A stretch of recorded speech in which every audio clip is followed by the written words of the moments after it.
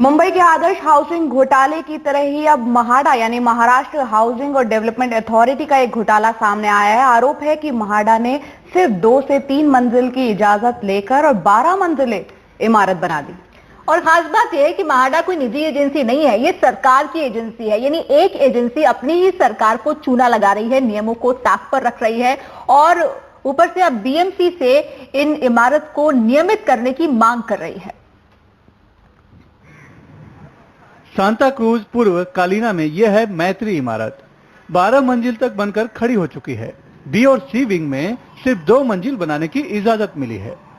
हैरानी की बात है कि इस गोलमाल का आरोप किसी और पर नहीं, सरकारी गृह निर्माण एजेंसी महाडा पर लगा है। पूर्व स्थानीय नगर सेवक की माने तो वो इस मुद्दे को बीएमसी की स्टैंडिंग कमेटी की मीटिंग में उठा चुके हैं, लेकिन अभी तक कोई कार्रवाई नहीं हुई। कमिश्नर साहब खुद चौंक गया और उसने मुझे जवाब दिया कि मैं डेफिनेटली इसके अंदर एक्शन लेगा। आज इसके इस बात के लिए सितंबर महीने का मुद्दा है, कुछ एक्शन नहीं लिया है। एक ही मुझे जवाब मिल रहा है कि file is pending in front of the municipal commissioner for approval.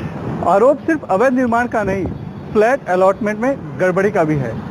अमूमन महाडा पूरी इमारत बनने के बाद लॉटरी से फ्लैट अलॉट करती है या फिर अपनी शर्तों पर कोऑपरेटिव हाउसिंग सोसाइटी को जमीन देती है, फिर सोसाइटी उस पर इमारत का निर्माण करवाती है। लेकिन इस मामले में आरोप है कि महाडा ने न सिर्फ सरकारी बाबुओं को जमीन अलॉट कर दिया, बल्कि उस जमीन पर इमारत भी बनवाया, वो भी अवैध। पहली बार ऐसा हुआ है कि महाडा कॉन्ट्रैक्टर के जरिए वहाँ पर बिल्डिंग खड़ा कर रही है और उन्होंने सदस्यों के नाम पहले से ही तय किए हैं जो महाराष्ट्र के बड़े बड़े पीएस अधिकारी और आईपीएस अधिकारियों में जिनकी शुमार होती है। कहीं ना कहीं तो किसी विशेष अधिकारियों को मदद करने के लिए ये जमीन को अलॉट किया गया और वहाँ पर इस तरह से इलीगल स्ट्रक्चर खड़े किए गए हैं। आरटीआई से मिले दस्तावेजों के मुताबिक सोसाइटी में कुल 84 सदस्य हैं, जो सरकारी पदों पर बैठे आईएएस और आईपीएस हैं और तकरीबन 36 करोड़ की लागत से बिल्डिंग बनकर लगभग तैयार हो चुकी है। सवाल है, बिना बीएमसी की इजाजत के 12 मंजिला इमारत कैसे और किसकी शह पर बनी है? महाडा का कोई अधिकारी इस संबंध में बात करने को तैयार नहीं है। इस बीच सरकार में शामिल शिवसेना ने इसकी जांच की मांग की है। अगर 3 मंजिल की परमिशन होने के बाद भी उसके ऊपर अगर मंजिलें बनाए होंगी तो उसका कारण क्या है? कौन आर्किटेक्ट है? कब सबमिट किया गया? और जब वो अधिकारी था उसने सैंक्शन कैसा दिया?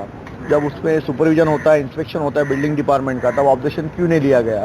ये सारी बातें जो है सामने आनी चाहिए, उसकी जांच होनी चाहिए और जांच के उपरांत जो भी कोई निष्कर्ष रहेगा उस पर मुझे ऐसा लगता है कि अगर इनलीगल हो तो कार्रवाई होनी चाहिए। अब मामला उजागर होने के बाद महाडा ने बीएमसी से इसे नियमित करने की मांग की है।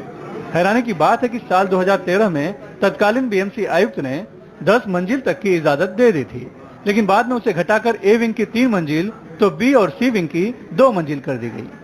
बावजूद इसके महाडा ने पूरे 12 मंजिल तक इमारत खड़ी कर दी। मुंबई से सुनील सिंह, एनडीटीवी इंडिया के लिए।